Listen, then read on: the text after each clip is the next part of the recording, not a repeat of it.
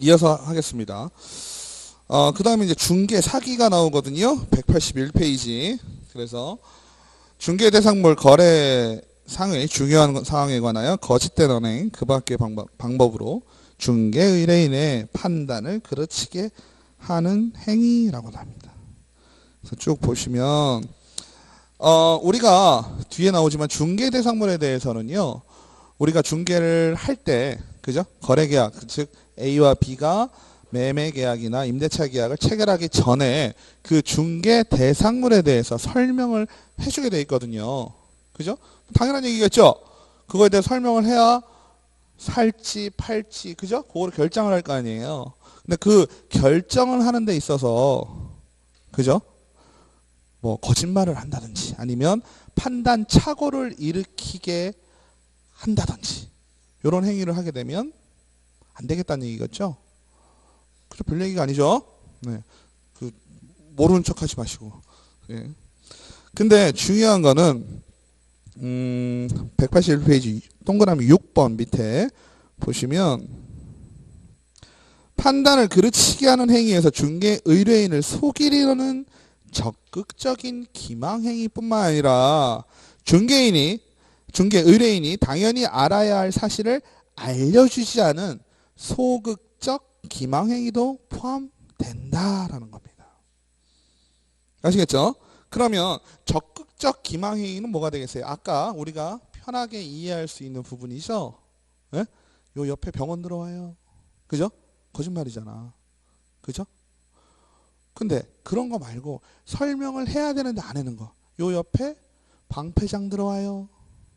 설명해야 돼요? 말아야 돼요? 해야 되겠죠? 안 해. 어떻게 돼요? 그죠? 근데 이렇게 바보같이 하시는 분들은 없을 거 아니에요. 그죠? 근데 이게 되게 애매한 상황 같은 경우 있을 수 있어요. 네. 지금은 아주 비교가 편하게 그죠? 좋은 거 나쁜 거를 확 말씀을 드렸지만 예를 들어서 우리가 시골 땅 같은 경우 특히 그렇잖아요. 시골 땅 같은 경우는 정말 피해야 될 게 몇 가지가 있어요. 첫 번째가 묘. 네. 내가 중개하고자 하는 땅 주변에 묘 있으면 마이너스 요인. 또 축사. 그죠? 축사. 그리고 또 송전탑. 기본적으로 세 가지만 조심하시면 시골 땅은 웬만하면 괜찮아요. 네? 묘가 없는 데가 없는데요. 되게 웃긴 게 뭔지 아세요? 이런 경우 있어요. 참. 이제 뭐 그냥 하죠 뭐. 이런 식의 이제 2차선 도로예요. 좋죠 땅 그죠? 코너지에 딱 땅이 좋아요. 그죠? 여름에 갔더니 요 주변으로 이제 경계를 쫙 해놨어요. 그죠? 그리고 좀 올라가는 언덕이라고 좀 보면 그래서 이 땅이 마음에 들어가지고 샀는데 그죠? 여기 풀이 이렇게 자라가지고 몰랐던 거야. 그 뒤에 묘가 이렇게 쭉 있었는데 겨울이 되니까 어때요? 얘네들이 다 죽죠? 죽어? 죽으니까 어떻게 돼요? 보여. 여름엔 괜찮았어. 여름엔 괜찮았어. 그죠? 어떻게? 이런 경우 어떻게 하실 거예요? 물어달라 할 거예요? 6개월 갖고 있다가? 정답이시네요. 이런 케이스가 웃자고 얘기인데요. 정말 있어요. 그래서 수습하기가 좀 어려운 상황도 좀 있어요. 가끔은. 근데 이 묘는 정말 어쩔 수가 없어요. 그죠? 근데 가끔은요. 이런 집 져놓으시잖아요. 이렇게. 근데 같은 집이에요. 근데 진짜 집 옆에 부모님 선수 이렇게 모시는 사람들도 있어요. 있어요. 그러면 저는 제 땅도 아닌데 갈 때마다 이러는 거예요. 나중에 어떻게 팔지? 이장해야 되는 거예요. 만약 팔려면. 안 그러면 절대 못 팔아요. 그죠? 이런 경우도 있고. 그다음 축사. 축사 대박이죠? 예, 축사는 바람의 방향도 중요한데요. 냄새 엄청 나고요. 시끄럽고. 그래서 축사 없는 데를 노리셔야 돼요. 나중에 또 팔 때면. 근데 송전탑 같은 경우도 그래요. 송전탑 같은 경우는 보통 크잖아요. 보통 커서 내가 요 땅을 살려고 하는데 여기 송전탑이 있는 경우는 없어요. 이런 경우는 거의 없고요. 뭐 길 건너 저 멀리 이렇게 있거든요. 근데 이게 계속 이렇게 이어져 있잖아요. 그럼 이 집에서 보면 이게 그닥 좋아 보이지 않잖아요. 근데 이거는 사람에 따라 좀 달라요. 어떤 사람은 이게 안 보여. 이 땅이 마음에 들면. 그러니까 이게 애매한 거예요. 설명은 해야 돼요. 그래도 나중에 문제 안 생기려면. 그래서 실무 5분만 얘기하면 실무 쪽에서 보면요. 실무를 할 때 설명을 잘하는 사람이 있어요. 설명을 잘하는 사람이 있고 클로징을 잘하는 사람이 있어요. 물론 설명을 잘하는 사람이 클로징을 잘한다고 생각이 되잖아요. 관계가 없어요. 얘하고는. 클로징은 뭐죠? 클로스 있죠? 클로스? 관계가 가까워지는 거죠. 우리가 얘기하는 건 계약 성사입니다. 중개 완성. 클로징을 한다 그래요. 그러면 클로징을 할 때는요. 설명이 절대 요소는 아니에요. 설명을 아주 잘하시는 분이 있어요. 그 설명을 아주 잘하면 뭐라 그럴까요? 레인이? 예, 잘 듣고 갑니다. 끝. 공인중개사에게 내일은 없어요. 우리에게 내일은 없어요. 오늘 끝나지 않으면 아무것도 안 돼요. 그죠? 어떻게든 하라 그랬죠? 계약금 1억이라도 10만 원이라도 걸게 하고 가야 돼. 아시죠? 설명이 절대 요소는 아니다. 하지만 설명을 안 할 수는 없어요. 그죠? 안 할 수는 없고 다른 부분 사람의 마음을 훔쳐야 돼. 우리는. 그러려면 여러 가지 자기만의 다 칼이 있으실 거예요. 자기만의 방법이 있으실 거예요. 나는 아주 도덕적인 모습을 보여서 이 사람에게 신뢰를 얻는다. 나는 강한 모습을 보여서 신뢰를 얻는다. 다 자기만의 색깔이 있으실 거예요. 일들을 하시니까.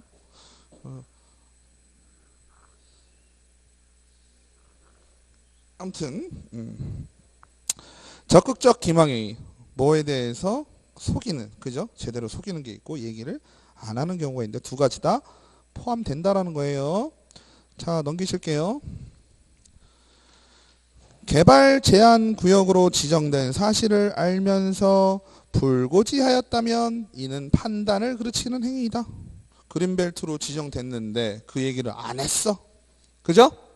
그럼 이건 뭐가 되겠어요? 얘기를 안 한 거니까 소극적 기망행위가 되겠죠? 중개 사기예요. 근데 밑에 뭐라고 써 있어요? 그러나 개업공인중개사가 과실로 말하지 않았다면 확인 설명 의무 위반이다. 이건 뭘까요? 이게 중요해요. 여기서는 기망행위라는 거는요. 공인중개사가 다 알고 있는 거죠. 상황에 대해서 다 알고 있어요. 다 알고 있는데 얘기를 안 하거나 아니면 거짓으로 얘기하거나 둘 중에 하나죠.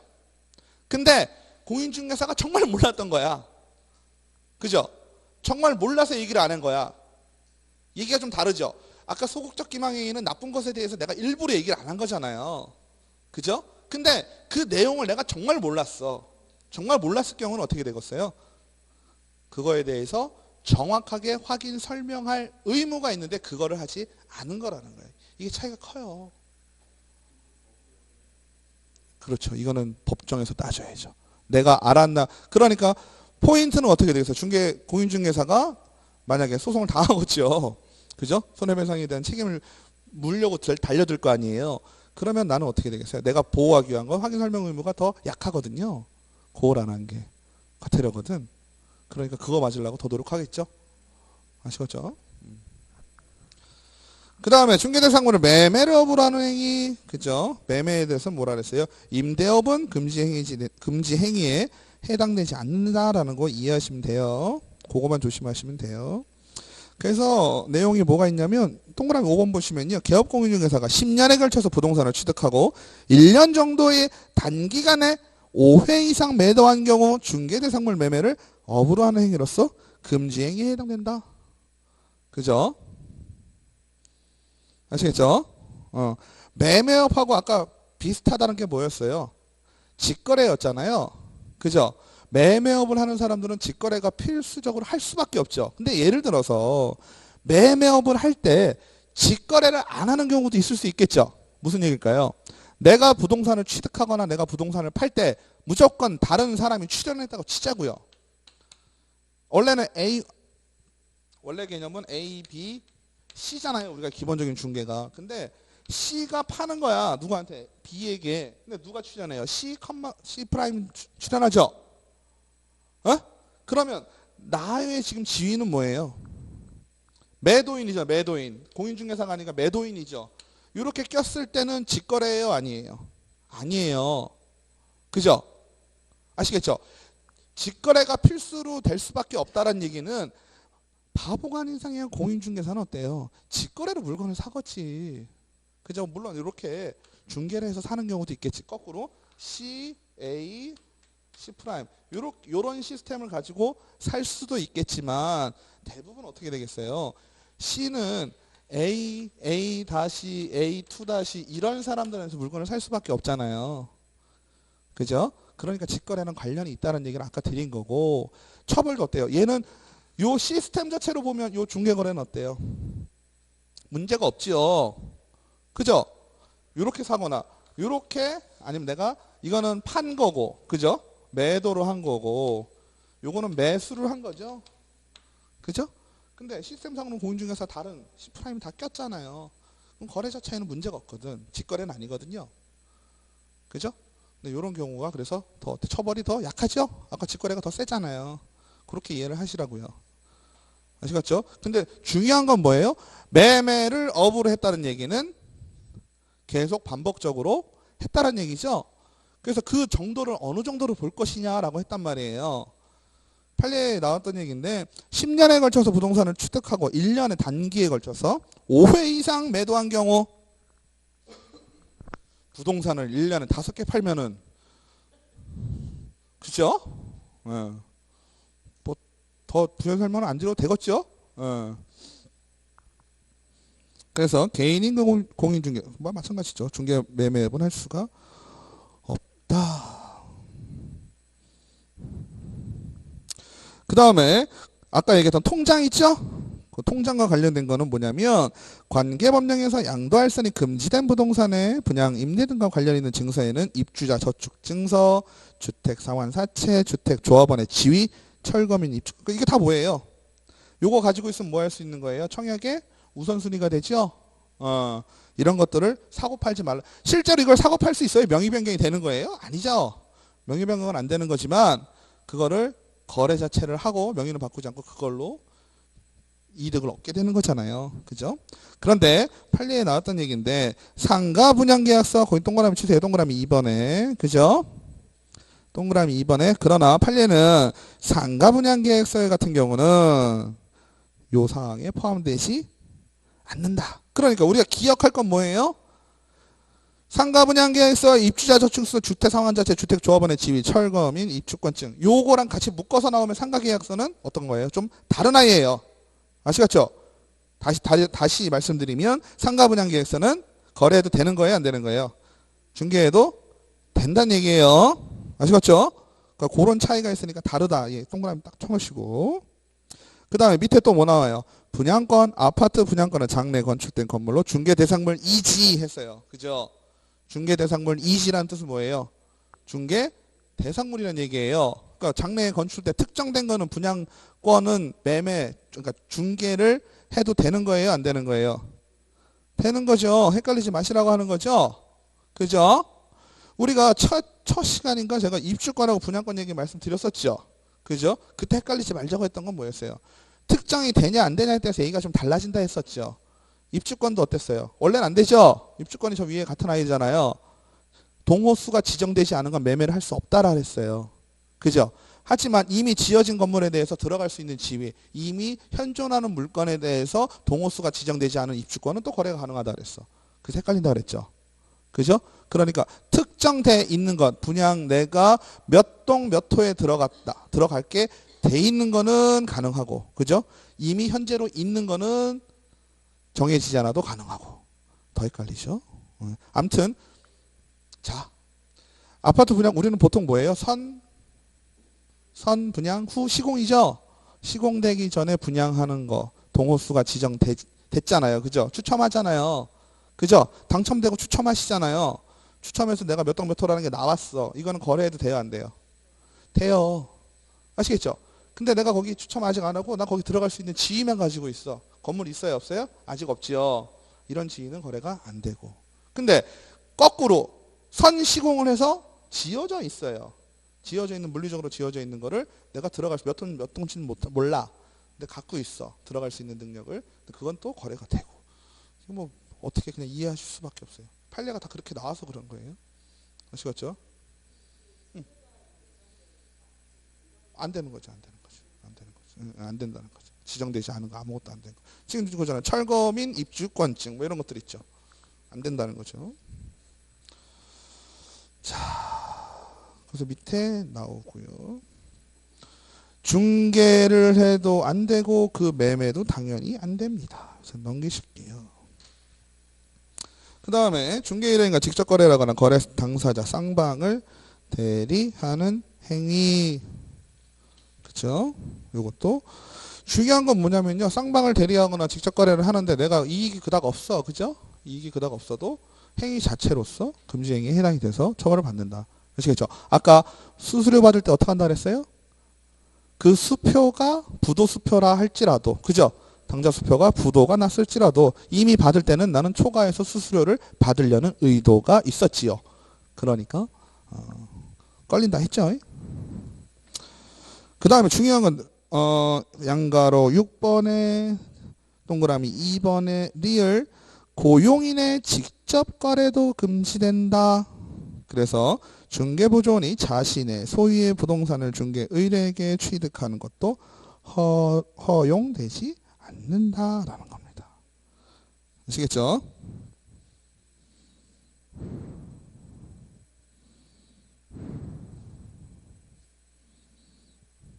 이것도 아까 말씀하신 거 있죠? 미음 보실게요. 개업공인중개사가 소유의 중개대상물이 아니라면 직접거래 금지행위에 해당되지 않는다. 따라서 개업공인중개사가 배우자 소유의 부동산을 중개하는 것도 직접거래 금지행위에 해당되지 않는다라고 나왔어요. 그죠? 근데 개업공인중개사의 재산인데 부인 명의로 의뢰받은 중개대상물을 구입한다면 직접거래 금지행위에 해당이 된다. 이건 뭔 얘기일까요? 계산이 아니고 재산이겠죠? 개업 공인중개사의 재산인데 부인 명의로 의뢰받은 중개 대상물을 구입한다면 직접거래 금지 행위에 해당된다. 이건 무슨 얘기일까요?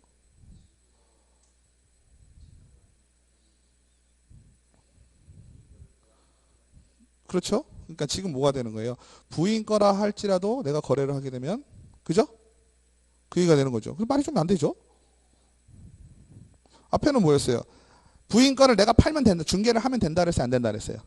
된다 그랬죠. 근데 이거는 기본적으로 뭐냐면 개업 공인중개사의 재산인데, 그죠? 개업 공인중개사의 재산인데 부인 명의로 의뢰받은 중개 대상물을 구입한다면, 그죠? 그럴 경우에는 직접 거래에 해당이, 그렇죠? 말이 좀 이야기가 좀 불편하게 돼 있죠? 그렇죠? 그래서 직접 거래를 했는데 이것도 마찬가지예요. 직접 거래를 해도, 그죠? 의뢰인이 직거래가 나쁘다는 원래 목적은 뭐라 그랬어요? 공인중개사가 우월한 지위에 있다 그랬죠? 암만 해도 많이 알고 있다 그랬잖아요. 많이 알고 있으니까 누구한테 손해가 간다고 생각을 하는 거예요? 중개 의뢰인에게 손해가 간다고 생각을 하는 거잖아요. 그죠? 법 전체의 흐름이 그래요. 국민경제에 이바지하려면 중개 의뢰인이 보호를 받아야 된다고 마땅하다라고 생각을 해요. 왜? 공인중개사는 많이 아니까. 너네가 전문인이니까 너네가 더 모르는 사람을 보호를 해야지. 왜? 니네가 이득을 취하려고 해 라는 기조가 좀 있어요. 그죠? 근데 중개 의뢰인하고 직접 공인중개사가 거래를 했다선 치더라도 중개 의뢰인이 되게 이득을 많이 보는 수도 있겠죠. 그죠? 근데 그것도 어떻게 보면 상대적인 거지. 중개 의뢰인 입장에서 많이 본 거지만 공인중개사는 손해볼 짓은 또 안 할 거 아니에요. 그죠? 그런 의미도 있고, 그리고 의도 자체가 공인중개사가 중개 의뢰인과 직접적으로 거래한다는 것을 아예 막아놓고 있는 거예요. 그러니까 어떻게 보면 공인중개사가 되면 부동산에 관해서 내가 뭐 사고 팔고 할 때 좀 어떻게 보면 더 불편하지 않겠어요?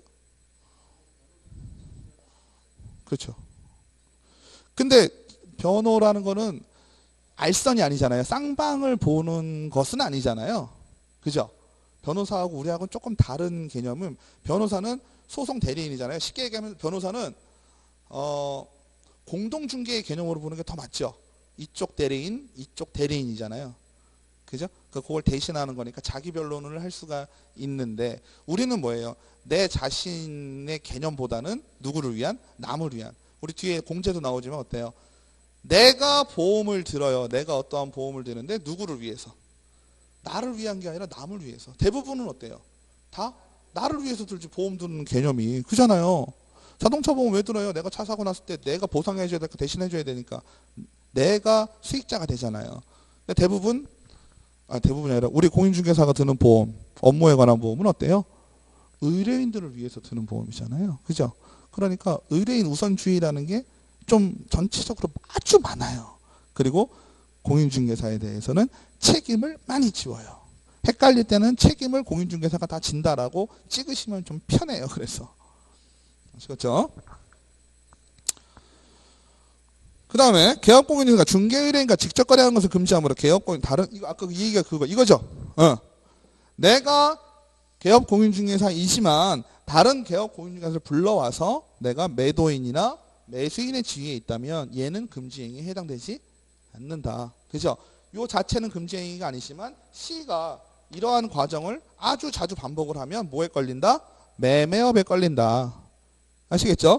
근데 이 매매를 하면서 이런 식으로 거래를 하면 또 직거래에 걸린다. 아시겠죠? 자, 넘기실게요. 그 다음에 미등기 전매 제한. 그죠? 쭉 보시면 되는데 187페이지에 동그라미 2번에 보시면요. 뭐가 나오냐면 전매 등 권리의 변동이 제한된 부동산의 매매를 중개하는 행위. 여기서는 매매라고 딱 명시를 해줬죠. 그러니까 전매 금지된 아파트의 매매를 중개를 했다. 불법이죠. 근데 전매 금지된 아파트에 임대를 중개를 했다. 불법이 아니다. 아시겠죠? 그래서 매매가 금지된 부동산은 매매를 중개하는 것이 금지행위이므로 임대차를 중개하는 것은 금지행위에 해당되지 않는다. 자, 넘기실게요. 그래서 이렇게 금지행위가 그죠? 다시 한번 7가지가 있다 했어요. 그죠? 그래서 매매하지 마라, 무등록자하고 거래하지 마라, 돈 많이 받지 마라. 그죠? 그 다음에 중개사기 거짓된 언행이나 그죠? 기망행위 하지 마라. 소극적이든 적극적이든 하지 마라. 그죠? 그 다음에 직거래 쌍방대리 하지 마라. 미등기 전매 하지 마라. 불법 전매 하지 마라. 그죠? 하지 말라는 거 7가지예요. 항목으로 따지면 내용으로 조금 더 많지만. 그래서 요 금지 행위는 잘 알고 계셔야 돼, 진짜로. 아시겠죠? 요거는 동그라미를 별표를 많이 쳐놓으셔요. 자, 그 다음에 넘어가면 뭐가 나오냐면 중개 대상물 확인 설명의 의무가 나옵니다. 중개 대상물 확인 설명의 의무. 우리가 요것도 이해를 잘 하고 넘어가셔야 돼.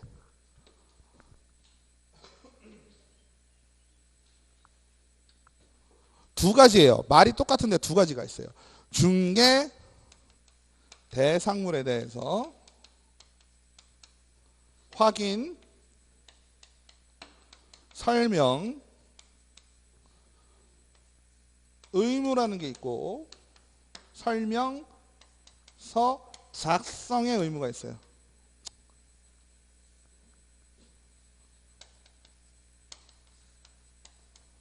두 개를 비교하실 건데요. 자, 중개대상물 확인 설명이다.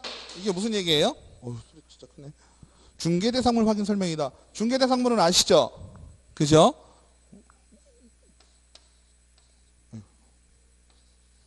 (3조에) 규정되어 있는 물건이죠. 우리가 요거에 대해서 뭐 할 수 있어요?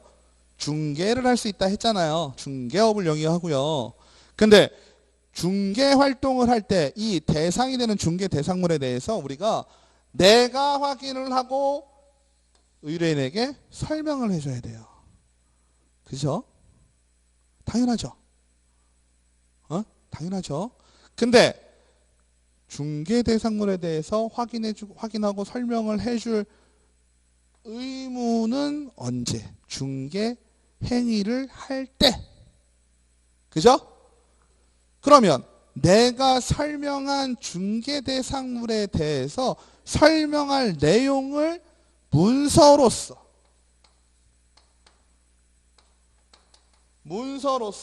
작성을 해서 교부를 해야 될 의무도 있다는 얘기예요. 즉 1번 의무, 2번 의무가 각각 따로따로라고요.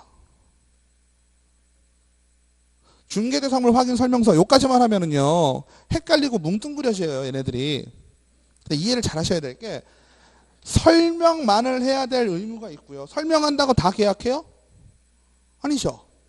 설명한다고 다 계약하는 거 아니에요. 설명을 해서 요 계약이 체결이 될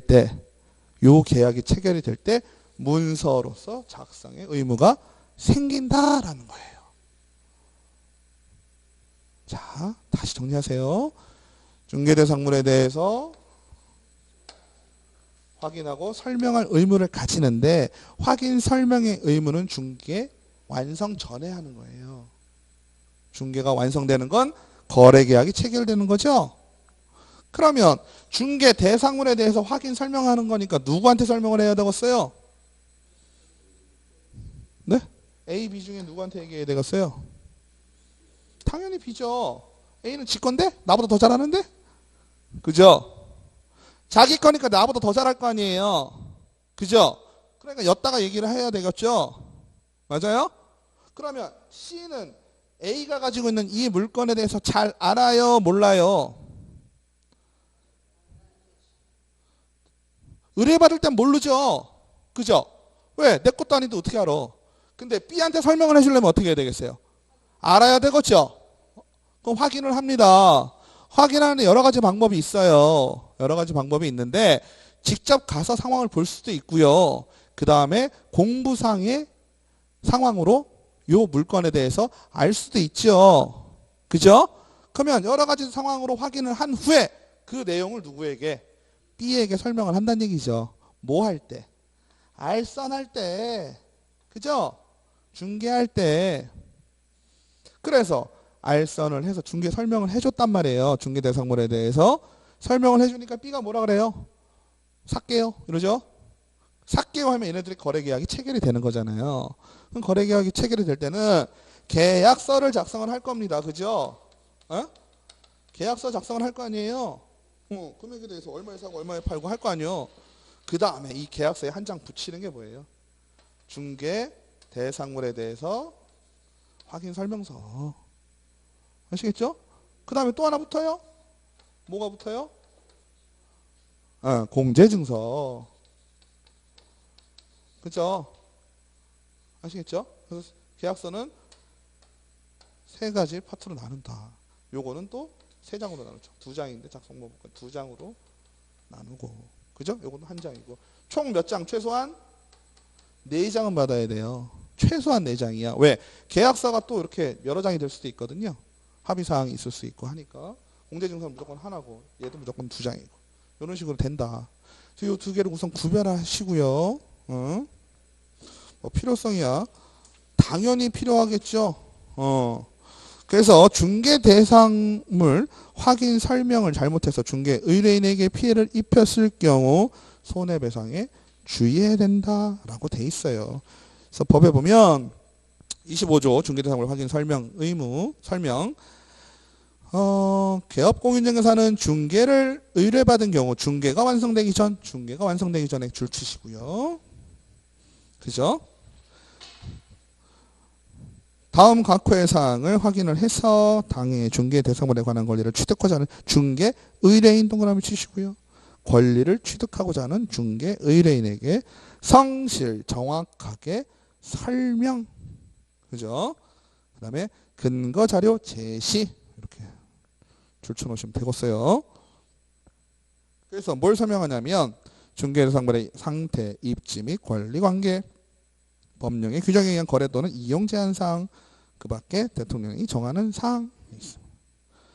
그러면 개업공인중개사가 이 건물에 대한 상태는 예를 들어서 권리관계나 이런 거는 다른 공부나 이런 거 보면 돼요. 위치나 이런 거. 그죠? 주소 나오면 다 알잖아요. 근데 중요한 건 안에 벽에 금이 갔는지 도배 상태가 좋은지 이런 것도 설명을 해줘야 되거든요. 물이 잘 나오는지. 그죠? 알 수 있어요? 없어요?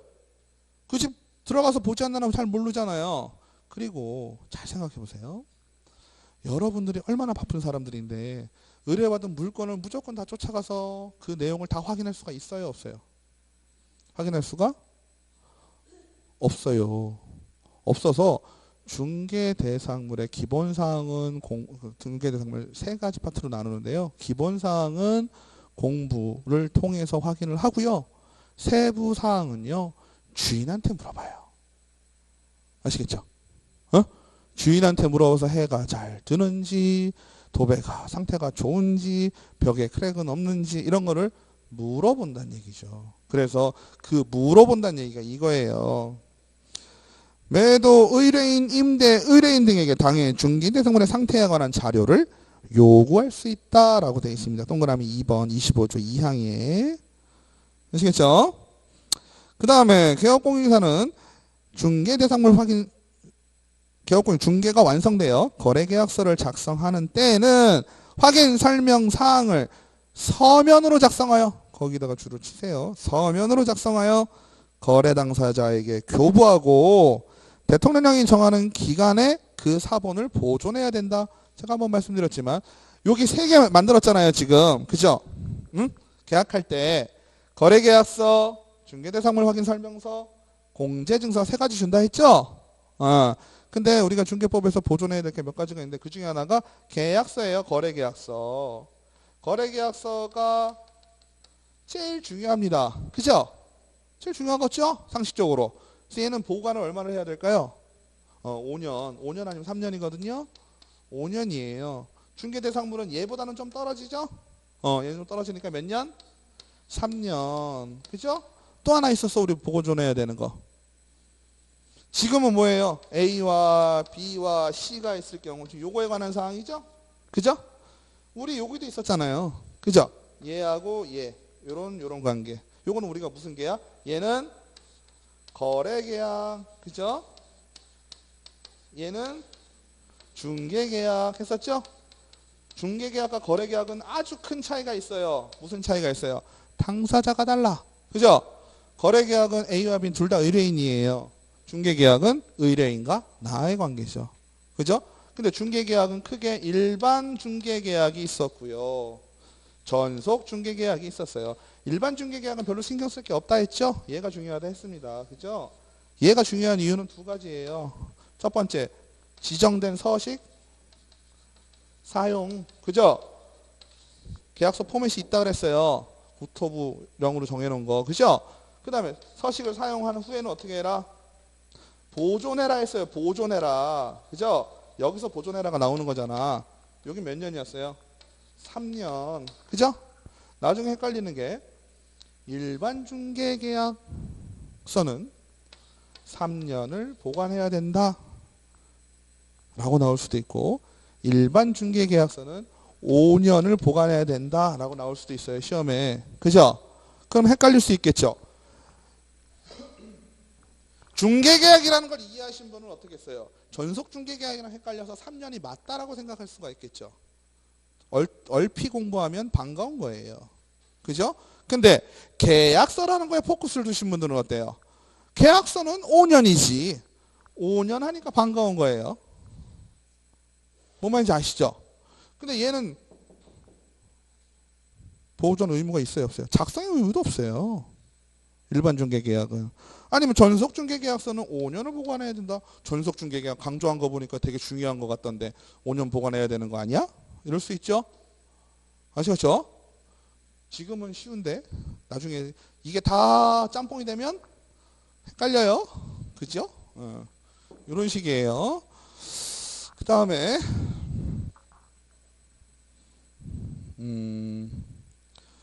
법인일 경우에는 어떻게 할까요? 법인 본점에서 그죠? 주된 영업소에서 할 때는 대표자가 사인을 해야 되고 분사무소는 분사무소 책임자가 사인을 해야 되고요. 소속 공인중개사 있을 경우에는 소속 공인중개사 다 사인을 합니다.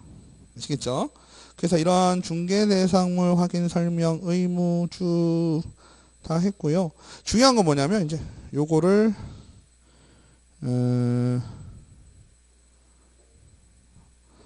뒤에요. 이게 포맷이 나오거든요. 한번 보실까요? 어디냐면 201 201페이지예요. 201페이지를 보시면 이게 있는데 잘 안 보이죠? 잘 보이시나요? 잘 안 보여서 제가 이걸 출력을 해왔어요. 잠깐 보실게요.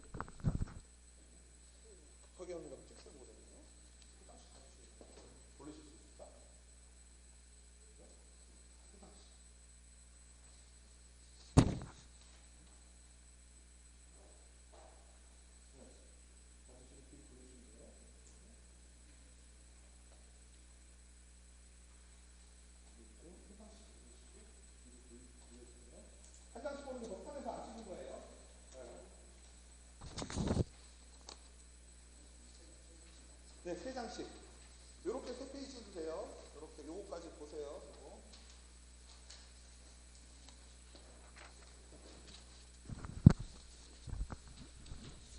책에 있는 건데요. 제가 조금 보시기 편하라고 더 해놓은 거예요.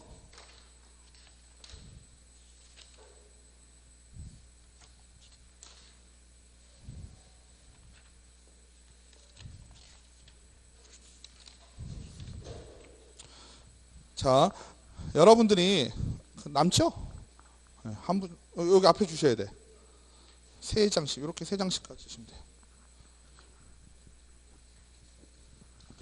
책에는요, 이 중개대상물 확인 설명서가요, 4종류가 나와요. 4종류 다 보시면 되는데, 요, 하나를 보시면 나머지는 다 알아요. 그래서 그냥 요거 하나 설명을 해드리고, 말 거예요. 자, 눈으로 한번 대충 보실게요. 뭐가 있나? 뭐 알 수 없는 말들이 좀 있죠?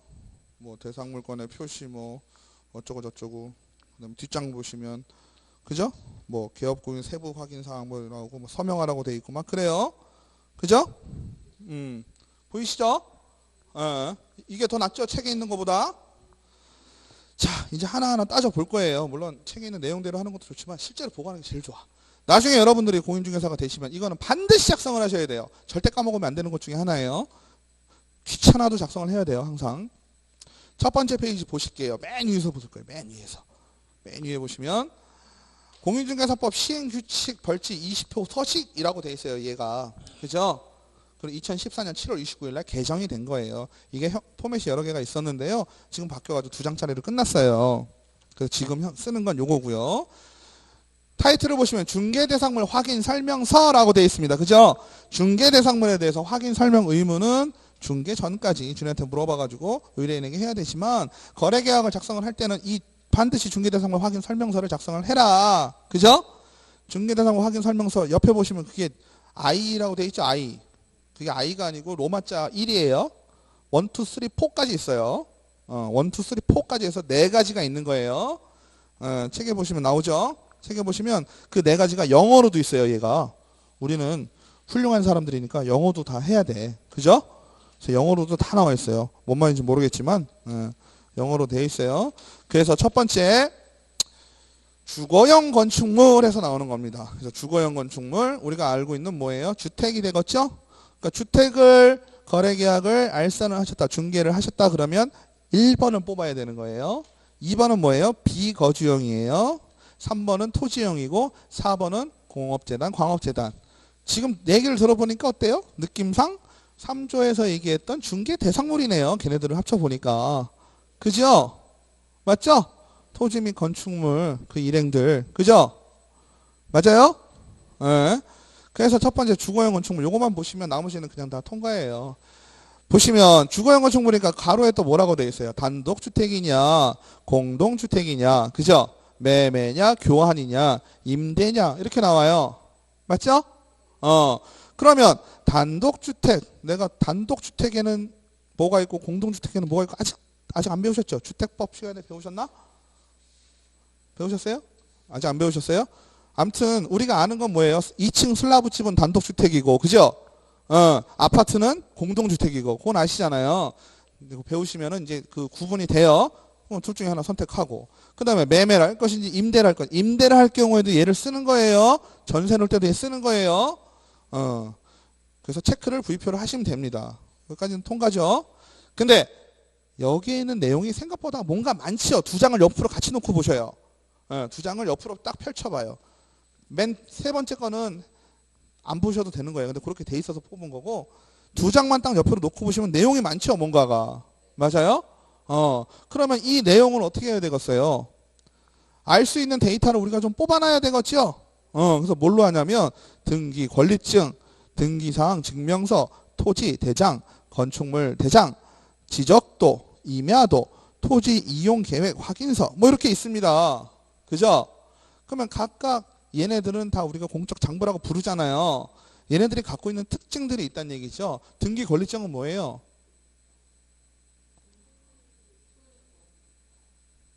쉽게 얘기하면 옛날 우리 뭐예요? 집문서, 땅문서잖아요. 그죠? 문서, 요건 소유권을 얘기해주고 있는 거잖아요. 물론 그거 갖고 매매를 할 수는 없지만, 그죠? 그걸 보고 그 내용을 적었다라고 하면 체크를 하는 거예요. 근데 등기 권리증 보고 이거 쓸 수 있는 상황이 얼마나 될까요? 매매할 때 누가 등기 권리증 계약할 때 갖고 와요? 안 갖고 오죠. 그죠? 그러니까 우리는 뭘 봐야 돼요? 등기사항 증명서 동그라미 치세요. 등기사항 증명서를 제일 많이 봐요. 그죠? 그 다음에 토지대장 띄어도 되지만 토지대장보다는 뭘 많이 띄면 건축물 대장을 많이 띱니다. 토지에 대해서는요, 토지 이용계획 확인서라는 거 밑에 있죠? 그거를 많이 띱니다. 예.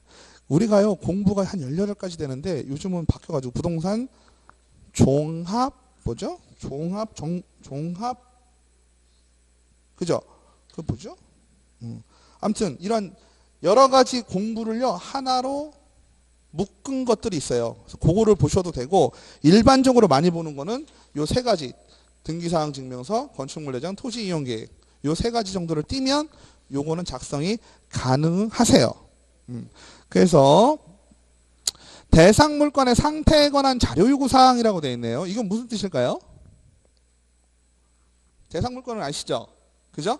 그럼 대상 물건의 상태에 관한 자료 요구 사항. 잘 모르겠죠? 내용이 의미가 확 안 오죠? 잠깐 넘어가요. 뒤에서 다시 앞으로 올게요. 그 다음에 유의사항이 있습니다. 개업공인중개사의 확인 설명 의무. 개업공인중개사는 중개대상물에 관한 권리를 취득하려는 중개 의뢰인에게 성실 정확하게 설명하고 토지대장 등본 등기사항 증명서 등 설명의 근거 자료를 제시해야 됩니다. 위에서 내가 확인 설명서를 작성을 할 때 근거 자료를 뽑아놨잖아요. 그죠? 계약할 때 그거를 같이 보이란 얘기예요. 아시겠죠? 보이면서 뭐라 그래야 되겠어요? 내가 요거 보고 요거 작성했어요. 이렇게 얘기하는 거예요. 그래서 크게 우선 보시면 로마자 1번에 개업공인중개사 기본 확인사항이라는 거 있죠? 맞아요? 1페이지에. 2페이지에 보면 뭐라고 되어 있어요? 개업공인중개사 세부 확인사항 이렇게 되어 있죠? 크게 나눌 수가 있어요. 세 번째는 뭐예요? 중개, 보수 등에 관한 사항. 크게 나누면 기본사항, 세부사항, 중개, 보수사항. 중개 대상물 확인 설명서는 세 파트로 나눌 수 있다. 아시겠죠?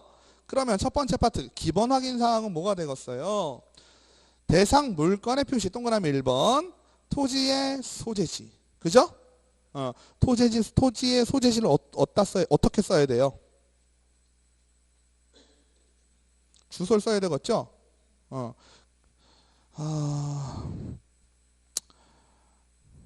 이건 해고 넘어가는 게 좋을 것 같아. 약간 다른 얘기인데 우리가 주소 하잖아요. 주소. 그죠? 주소는 무슨 뜻이에요? 내가 살고 있는 곳이라는 의미예요. 그죠? 살고 있는 곳의 의미예요. 그러면 요즘 우리가 뭐 쓰죠? 앞에? 도로명 주소 쓰죠. 그죠? 맞아요? 도로명 주소를 씁니다. 그래서 무슨 로 109 뭐 이런 식으로 쓰죠. 맞아요? 이거에 대해서 아무 반감이 많으셨죠. 참 반감이 아주 많으셨죠. 예전에 어땠어요? 무슨 동 100 뭐 32 번지 이랬었죠. 그러면 얘하고 차이가 뭘까요? 그럼 지금 얘는 안 쓰나요? 이게 되게 웃기는 거예요. 이게 아무도 제대로 알고 계신 분들 많지가 않아요. 공인중개사 빼놓고는. 왜냐면요. 우리가 주소라는 건 뭐예요? 내가 살고 있는 곳을 남에게 알려주기 위함이잖아요. 그죠? 남에게 알려주기 위한 하나의 체계예요. 근데 주소라는 건 내가 사는 곳이니까 결국은 뭐가 돼요? 건물이 되죠. 그죠? 근데 쉽게 얘기하면요. 옛날에는요. 내가 살고 있는 것을 누군가에게 얘기해 줄 때 나 어디 살아요라는 얘기를 해줄 때 쓸 수 있는 주소라는 게 없었어요. 아시겠어요? 건축물을 얘기할 수 있는 건물을 얘기할 수 있는 어떠한 시스템이 없었어요. 없었기 때문에 뭘 썼냐면요. 지적 쪽에서 얘기하는 토지의 지번을 사용한 거예요. 아시겠어요?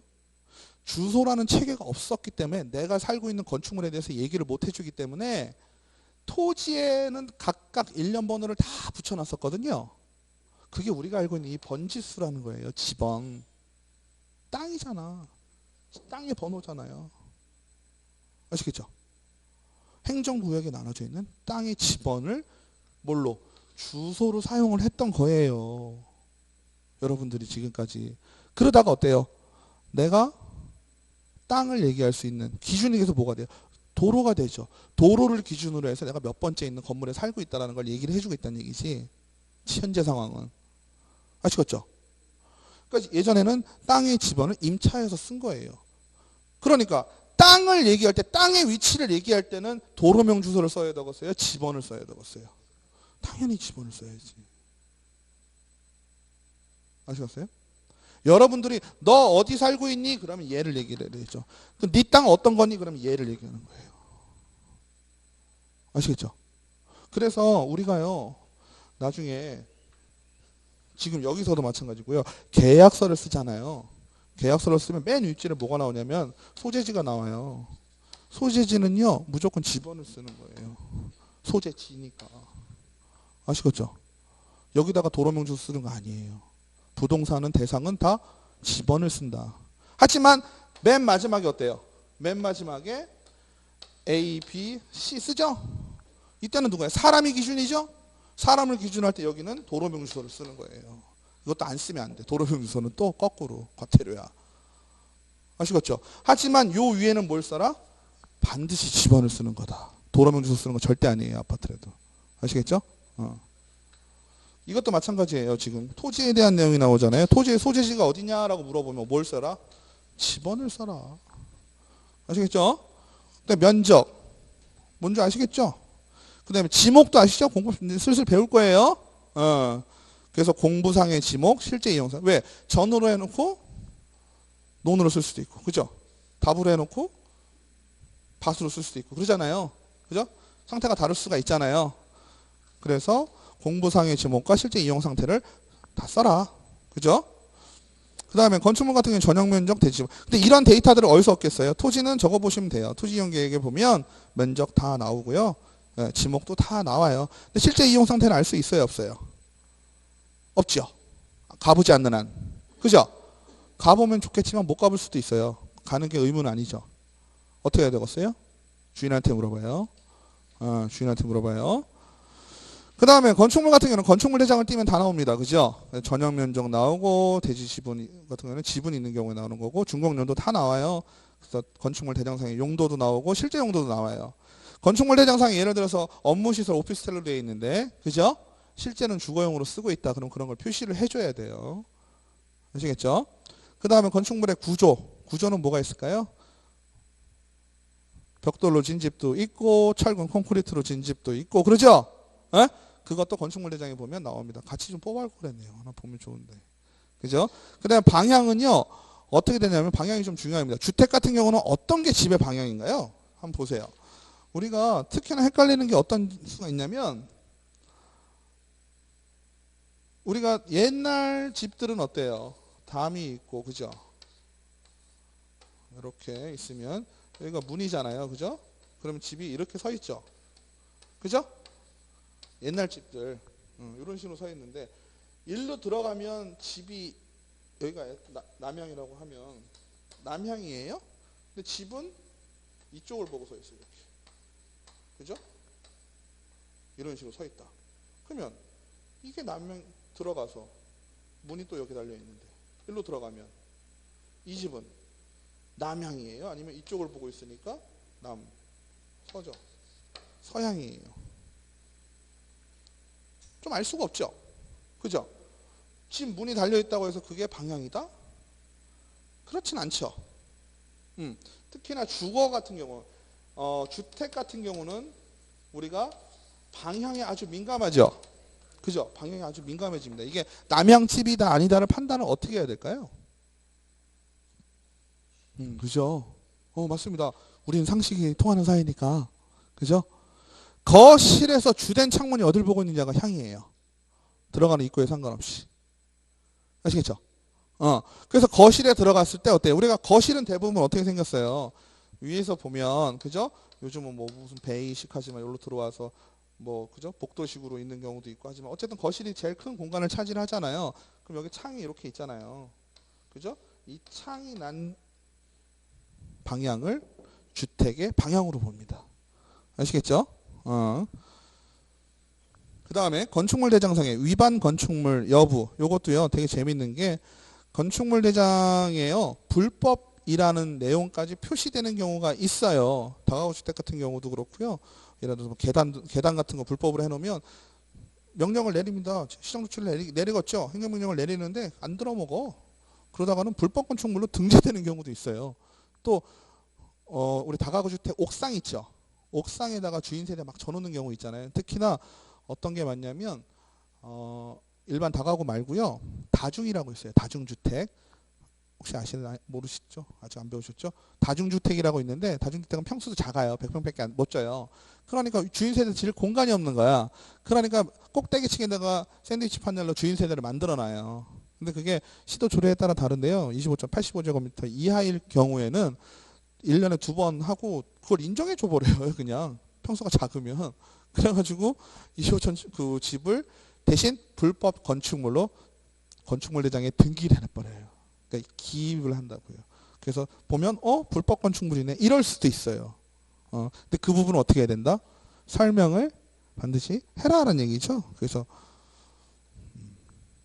아니면 자체가 불법일 수도 있겠죠. 건축물 대장이 안 나오는 등기도 없고 막 복잡한 그런 상황일 수도 있고요. 그래서 위반 내용을 보면 일부 위반을 했으면 위반 내용에 가서 쓰시면 돼요. 1번은 동그라미 1번은 크게 문제 없으시죠? 그죠? 용도나 뭐 이런 거니까. 그다음에 두 번째는 등기부 기재 사항이에요. 그러니까 얘는 뭘 보고 써야 되겠어요? 위에 거는 건축물 대장, 토지 대장은 토지 이용 계획이나 건축물 대장을 보고 쓰시라 했잖아요. 그럼 두 번째 권리 관계에 대한 건 뭘 봐야 된다? 등기부 등본을 봐라. 그죠? 그럼 등기부 등본을 보면 토지와 건축물, 소유권에 관한 사항, 등기부 지금 공시법 배우시고 계시죠? 갑구가 있고 을구가 있죠? 맨 위에 표제부가 있고. 기억나세요? 갑구에는 뭐가 돼 있어요? 소유권에 관한 사항. 을구에는 소유권 이해에 관한 사항. 그죠? 소유권에 관한 사항은 뭐예요? 이거 누구 거다라는 얘기죠? 그죠? 그 다음에 소유권 이해에 관한 사항은 소유권에 영향을 주는 어떠한 쉽게 얘기하면 뭐예요? 재펴먹은 거. 그죠?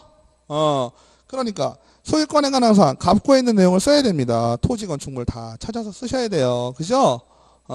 다 찾았더니 토지는 누구 거고 건축물은 누구 거고 지상권 있는 경우에는 얘기가 달라질 수도 있잖아요. 그죠? 근데 보통은 동일하죠. 그 다음에 소유권 A에 걸린 사항 토지와 건축물에 다 잡죠. 은행에서 대출받은 거 전세권도 웃기는 게 건물에만 잡을 수 있어요. 토지도 같이 잡을 수 있고 다 잡을 수도 있어요. 어찌됐건 토지와 건축물에 각각 다 떼어서 등기부 등본을 2개를 떼야 돼요. 아시겠죠? 매매할 때 토지와 건축물 2개 다 떼야 돼요. 등기는 따로따로 나오니까 세금이나 이런 거 얘기할 때는요. 토지와 건물을 하나로 봐서 하나로 나와요. 에? 우리가 토지하고 건축물하고 세금이 다른 건 아시죠? 재산세가 다르잖아. 그죠? 다 많이 내시잖아. 재산세. 종부세도 좀 내시고. 그죠? 7월 9월에 내시잖아요. 왜 없는 척들 하세요 자꾸. 그죠? 그때 보면은 토지와 건축물이 원래 따로 나오죠. 근데 집은 같이 나와요. 그죠? 물론 반반씩 나오지만 집이라고 묶어서 나오거든요. 하지만 등기는 토지와 건축물이 따로따로다. 그래서 2장을 떼서 보시면 되겠고요. 그 다음에 토지의 이용계획, 공법상의 이용제한 및 거래 규제에 관한 사항. 이것도 토지 이용을 보시면 용도지역, 용도지구, 용도구역, 건폐율 상한, 용적률 상한 나옵니다. 여기서 건폐율 상한, 용적률 상한 시도조례에 따라서 다르거든요. 디테일한 게 일반적인 건 정해져 있지만 시도조례에 따른 거를 적어 놓는다라고 하는 겁니다. 그 다음에 토지거래 허가구역이니 주택거래 신고지역이니 이런 것도 표시를 하시면 됩니다.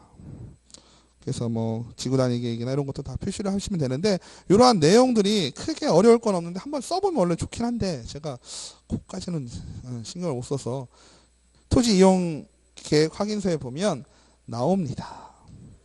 중요한 건 뭐냐면요. 지금 개업공유자가 기본 확인 사항을 보면요. 주인한테 물어볼 게 거의 없어요. 그죠? 다 공부상으로 해결이 나는 것들이에요. 혹은 어때요? 내가 실제로 가보면 정도면 다 해결이 나는 거예요. 그죠? 근데 뒤에 나오는 세부 확인 사항은 좀 주인한테 얘기를 해야 될 부분이 좀 있어요. 그 다음에 이거는요. 주택이니까 입지 조건이 좀 중요하겠지요. 그죠? 대중교통 주차장, 교육시설, 판매 및 의료시설 이런 것들이 다 들어가 있다라고 보는 겁니다. 그 다음에 동그라미 5번은 관리에 관한 사항에서 경비실이 있냐 없냐 관리를 누가 하냐 이런 거 어떻게 해야 되겠어요? 물어봐야 되겠죠. 그죠? 요건 물어봐야 공부 보고 나오는 게 아니죠. 그 다음 입지 조건은 어때요? 요즘은 세상이 좋아져서 어때요? 네이버에 치면 다 나옵니다. 그죠? 네이버 지도 보면요. 그 주소 찍어가지고 네이버 보면 그 버스 정류장까지 다 나오죠. 그리고 대충 그 동네를 잘 알면 어때요? 내가 또 알고 그죠? 대충 얼마나 걸린다. 도보로 얼마 걸린다. 걸어서 갈 거리다. 차로 갈 거리다. 다 나오죠? 정도 거는 문제가 안 되시고요. 그 다음에 넘기시면 비선호 시설 있어요. 비선호 시설.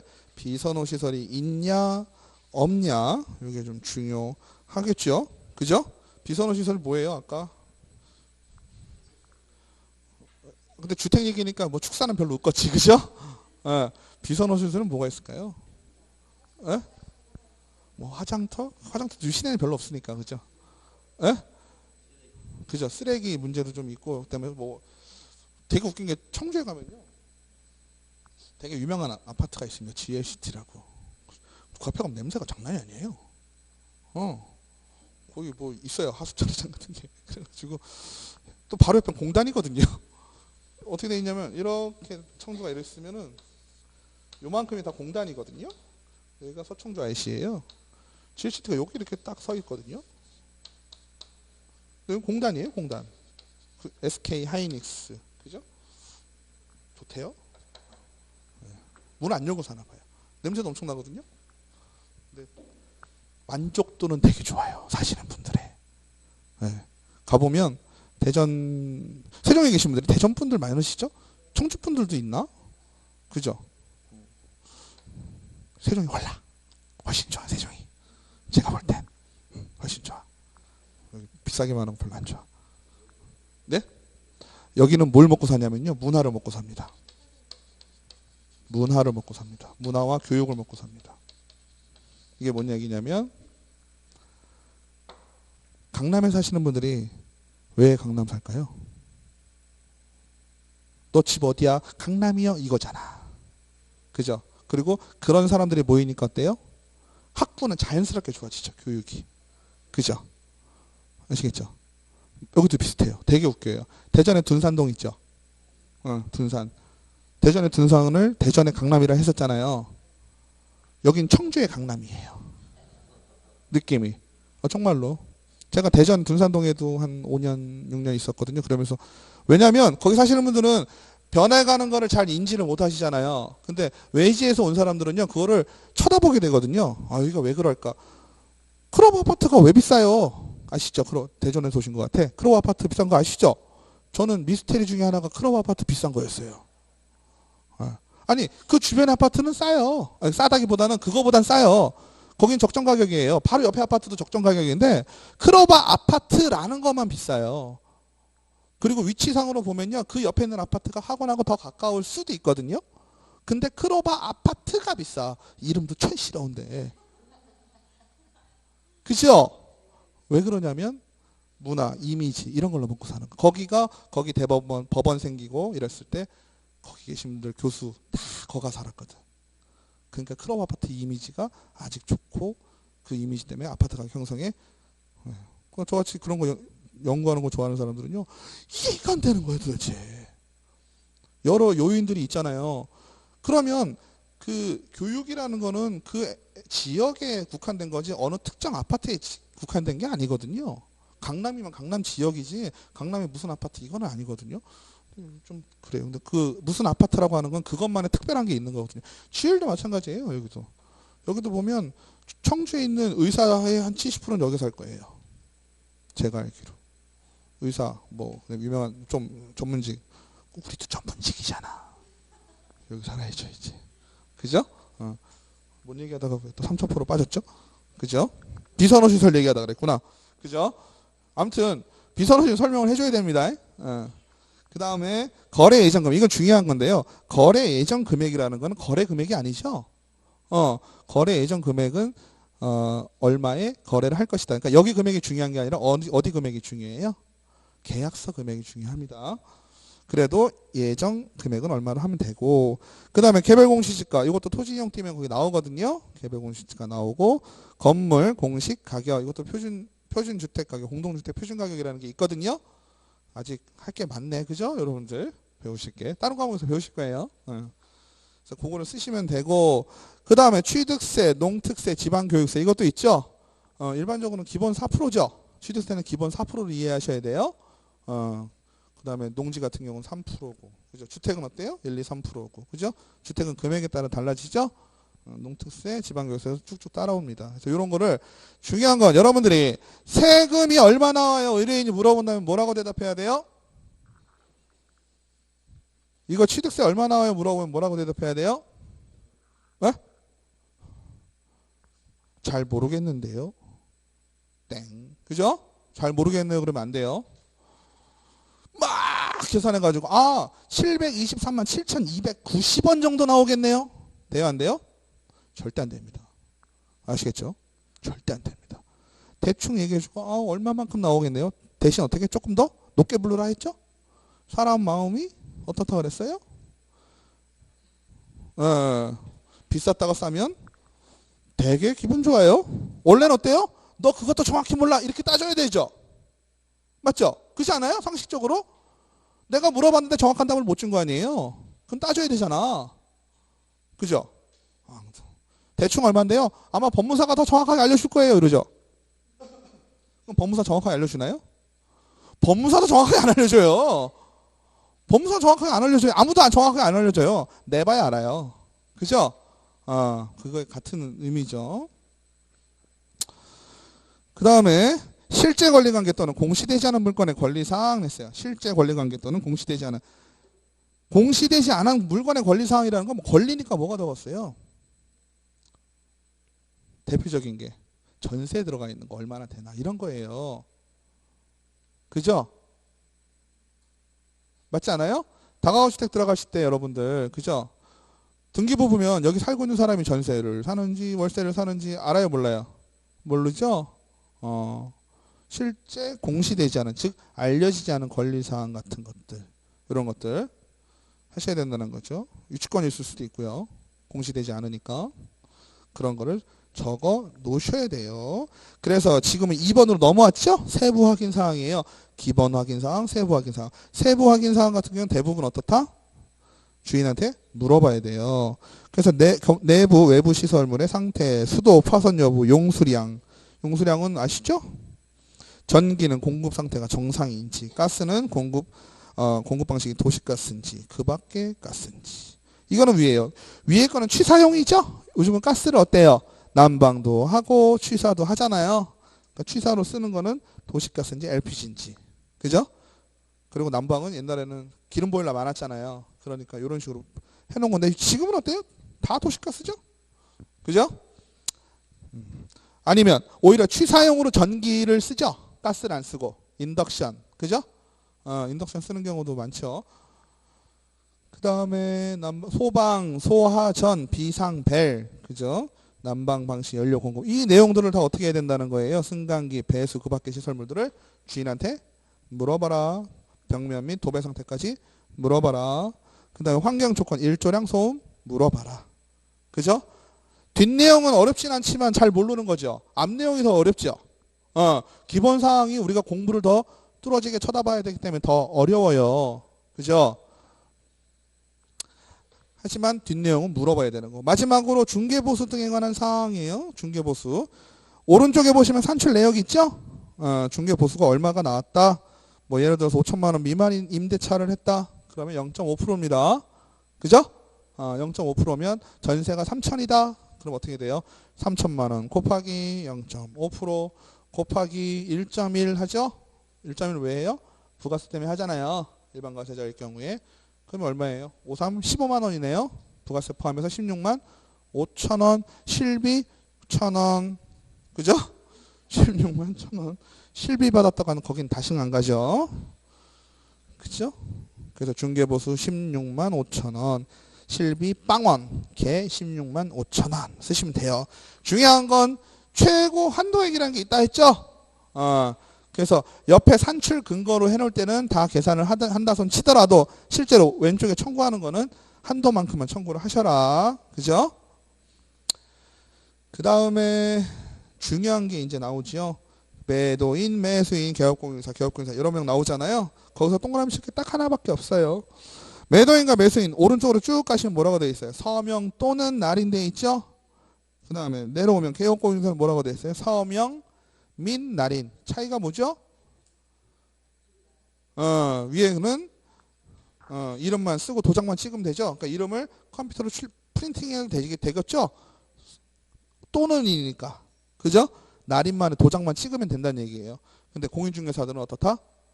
이름 쓰고 도장 찍어라. 그죠? 그래서 다음 시간에 더 자세히 보실 건데 아무튼 좀 쉬었다가 이어서 하겠습니다.